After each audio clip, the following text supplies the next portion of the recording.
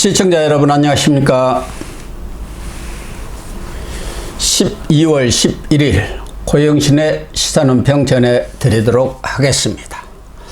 시청자 여러분, 대선 시기와 맞물려 있는 윤석열 대통령의 퇴진 시기를 놓고 여야 정치권이 첨예하게 대립하고 있는 가운데 윤 대통령이 하야보다는 탄핵을 선택하겠다는 입장을 국민의힘에 전달한 것으로 전해지고 있습니다. 조선일보와 채널A 등에 따르면은 윤 대통령은 탄핵 소추가 되더라도 직무정지 상태에서 헌재에서 법적으로 따져보겠다는 입장이라고 보도했습니다. 윤 대통령 측이 공식 입장을 밝힌 것은 아니지만 언론 보도가 윤 대통령의 입장과 크게 다르지 않은 것으로 보입니다. 윤 대통령으로서는 그냥 불명예스럽게 퇴진한 것보다는 헌재에서 법적 다툼을 벌이면 승산이 없지 않다고 보고 일종의 승부수를 던진 셈입니다.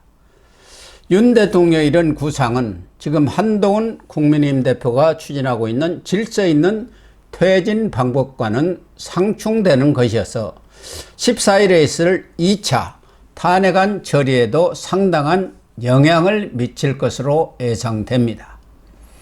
국민의힘 전국 안정화 태스크포스는 10일 윤 대통령의 조기 퇴진 시점에 대해 내년 2월 또는 3월 하야라는 두 가지 로드맵을 의원총회에 제시했습니다. 2월에 퇴진하면은 퇴진 후 60일 이내 차기 대선을 치러야 하기 때문에 4월에 대선이 치러지고 3월 퇴진하면은 5월 대선이 됩니다. TF위원장인 이양수 의원은 질서 있는 퇴진이 탄핵보다 빠르고 명확하다는 점에서 공감대가 형성됐다고 말했으나 의견이 엇갈려서 결론을 내리지는 못했습니다. 전국 안정화 TF가 내년 2, 3월을 윤 대통령 하야 시점으로 제시한 것은 조기 퇴진이 탄핵 절차보다 빨라야 한다는 이유인 것으로 해석됩니다. 야당과 국민들의 탄핵 압박이 거센 상태에서 탄핵보다 퇴진 시점이 빨라야 탄핵을 회피할 명분이 있다는 판단입니다. 특히 박근혜 탄핵 트라우마를 겪은 친윤을 중심으로 윤 대통령이 탄핵으로 물러나게 되면은 국민의힘은 탄핵 정당이 되어서 차기 대선에서 정권 재창출은커녕 보수가 괴멸할 수 있다는 우려를 하고 있습니다. 이 때문에 나경원 의원 등 일부 친윤 중진 의원들은 조기 퇴진을 반대하면서 임기 단축 개헌을 통해 1, 2년 후에 퇴진해야 한다는 주장을 펴기도 했습니다. 일단 국민의힘이 로드맵을 제시했으나 이재명 민주당 대표가 받아들일 리는 만무하고 거기다가 향후 전국 운영을 당에 일임하겠다던 윤 대통령이 탄핵 후 법적 다툼을 벌이는 쪽에 무게를 두고 있기 때문에 한 대표 질서 있는 퇴진 구상은 무산될 위기를 맞았습니다. 한 대표가 14일 2차 탄핵 투표를 앞두고 윤 대통령과 담판을 통해 결심을 바꾸도록 할 여지는 없지 않지만 그 가능성은 커 보이지 않습니다. 윤 대통령 측은 벌써 검사 출신의 김홍일 전 방통위원장을 중심으로 변호인단 구성에 착수했다고 합니다. 그러면 탄핵 정국에서 일체 침묵을 지키고 있는 윤 대통령은 왜 하야 또는 질서 있는 조기 퇴진 대신 탄핵을 통한 법적 대응 방안을 선택했을까요? 비상계엄에 따른 국민들의 분노가 끌어넘치는 상황에서 과연 타당한 선택일까요? 의문이 아닐 수 없습니다. 윤 대통령은 우선 비상계엄 선포는 야당의 입법 및 탄핵 폭주에 맞선 경고성이지 내란 목적이 전혀 없다는 입장입니다. 계엄 선포 과정에서 법적 절차를 준수했고 국회 해제 요구에 따라 계엄을 해제했기 때문에 아무런 법적 절차적 하자가 없다는 것입니다. 이상민 전 행안부 장관이 국회 답변에서 밝힌 대로 비상계엄 선포는 대통령의 고도 통치 행위라고 주장하고 있습니다. 법률 전문가들도 대통령에게 내란죄를 적용할 수 있느냐 여부에 대해서는 의견이 엇갈리고 있습니다. 법리 다툼을 벌이면 승산이 없지 않다는 것이죠. 그러나 뜬금없는 비상계엄을 발동해서 국가의 위상을 추락시킨 것은 물론이고 외교, 안보, 경제 등 모든 면에서 나라를 최악의 구렁텅이로 떨어뜨린 데 대한 국민적 분노와 저항을 극복하기는 어려울 것입니다.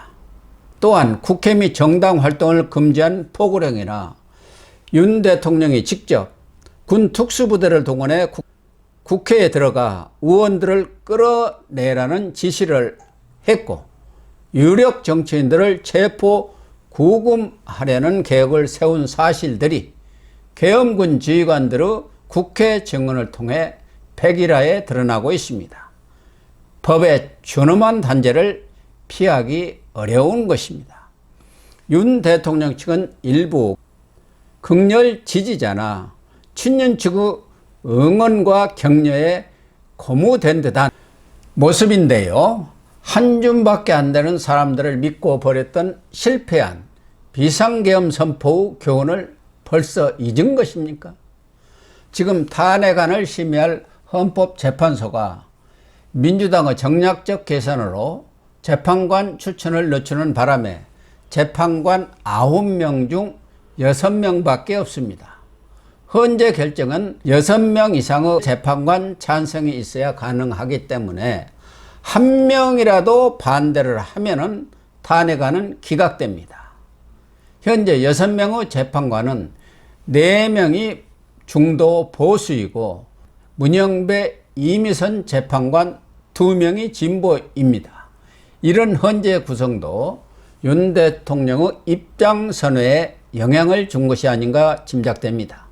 이 때문에 민주당은 공석인 재판관 3명과 관련해서 민주당목 정계선 서울 서부지법원장, 마흔혁 서부지법 부장판사, 그리고 국민의힘 조한창 변호사에 대한 추천 절차를 조속히 완료하겠다는 방침입니다. 그러나 윤 대통령이 직무정지되고 한덕수 총리가 권한대행으로 헌재 재판관을 임명할 수 있을지에 대한 논란이 있습니다. 지난 2016년 박근혜 전 대통령 탄핵 당시 박한철 헌재소장을 당시 황교안 권한대행이 임명하려 하자 민주당이 결사 반대해서 무산된 적이 있습니다. 아무튼 윤 대통령의 이런 입장과는 별개로 과연 한 대표가 추진하고 있는 질서 있는 조기 퇴진 구상이 성사될 것인가가 관건인데요. 이재명은 정권을 다 잡은 것처럼 미국 뉴욕타임즈와 인터뷰에서 무혈혁명을 이루겠다고 큰소리치고 있습니다. 가장 큰 문제점은 한 대표도 인정한 것처럼 윤 대통령의 퇴진 시기를 2, 3개월 이후로 잡고 있더라도 국가 안위의 핵심인 군 통수권이나 외교권을 여전히 윤 대통령이 갖고 있다는 점입니다. 골드버거 주한 미국 대사가 군사적 비상 상황 시 군 통수권을 누가 행사하느냐고 한덕수 총리에게 물은 것도 바로 군 통수권 행사의 혼란을 우려한 것 아니겠습니까? 무엇보다 2, 3개월의 불확실한 권력 공백 기간, 극심한 정치사회적 혼란이 예상이 됩니다. 엄연히 대통령이 존재하는데 설사 2선 후퇴시킨다 하더라도 한 총리가 대통령의 권한을 행사할 법적 근거가 없습니다. 게다가 국민의힘 상당수 의원들이 14일 탄핵안 표결 때는 투표에 참여해서 찬성표를 던지겠다고 공언하고 있는 실정입니다. 이탈표가 충분히 예견되고 있습니다. 이런 여러 정황을 감안할 때 시간을 끌어서 정치적 반전을 노려보기 위한 꼼수라는 국민적 비난과 반발을 감수하면서까지 질서 있는 퇴진 방안을 고집할 실익이 없다고 봅니다. 시간상으로 볼 때도 헌재 심의기간이 노무현 63일, 박근혜 91일 걸린 것을 감안하면 최소 3개월이 소요되고 설사 인용 결정이 나더라도 2개월 후 선거가 치러지기 때문에 질서 있는 퇴진 방안과 비교해서 아무런 차이가 없습니다. 최악의 경우는 윤 대통령이 그냥 하야하는 것입니다. 전혀 대선 준비가 안 된 상태에서 대선이 치러진다고 한다면 필패이죠. 만약 헌재에서 탄핵안이 기각되면 전혀 다른 상황이 전개됩니다만 일단 합법적 탄핵으로 시간을 벌면서 여권이 내부 정렬을 정비한 뒤 내년 2, 3월 이재명 선거법 항소심에서 징역형 판결이 내려지면 얼마든지 대선에서 승부를 겨뤄볼 수 있지 않나 생각합니다. 방송 마치도록 하겠습니다. 시청해 주셔서 감사합니다.